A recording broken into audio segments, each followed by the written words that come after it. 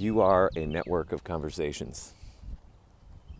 So there are beliefs, contexts, parameters, practices, and all manner of things that constitute the limits of your language, which are the limits of who you are. And it's really interesting. I realized today, when we train someone in a new mode of speaking, we're training them in a new mode of thinking.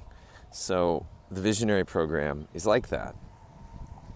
It is itself a new network of conversations that if we steep ourselves in like a tea bag marinating in hot water, eventually it will change us and will be reconstituted in such a way that where we're coming from and how we view and see the world is reshaped. And this, you are a network of conversations, it applies on the micro scale too. I have since March or April of last year been entertaining certain conversations about I had been entertaining certain conversations about things that had happened to me. Certain things I had experienced.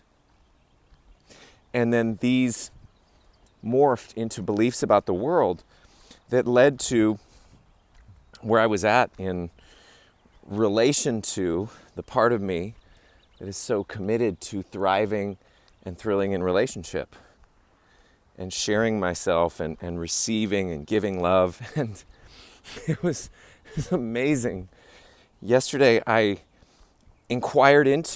gathered, it's like a page, it's almost 2 full pages of conversations that had turned into a matrix, a lattice work of conversations blocking off that part of my expression and serving as a barrier and as a boundary. And I was entertaining what were really just beliefs and conversations, thinking that they were vital and structurally necessary and healthy and helpful. And basically what I did was I went into a super conscious recode. I said, all right, I choose to live a life I love with the love of my life. And then I looked at what's in the way or what's been contrary or contradictory to that. And this whole world showed up suddenly. And then I recoded it, which means I released those forms of resistance that I super consciously had coded up.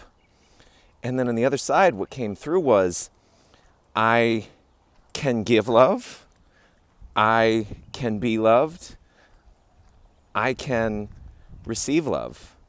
And I was like, oh, that's what this network of conversations was hiding. And because I wasn't aware of what the network of conversations was, constituting the parameters in which I was thinking, I would just bump up against the edges and have desires and feelings and sadness and grief. Oh, and I listed all of those too and cleared those. So that's it, network of conversations.